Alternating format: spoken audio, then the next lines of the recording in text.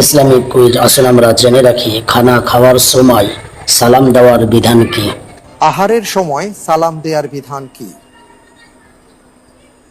এ জায়েজ, B বিদআত, C হারাম, D মাকরুহ।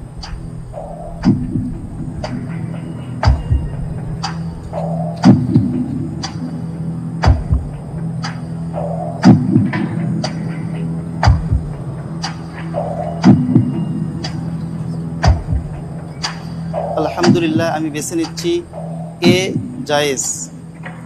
Lock করে দিব। কেন? ঠিক তো, লক করে দেওয়া হোক এ জায়েজ।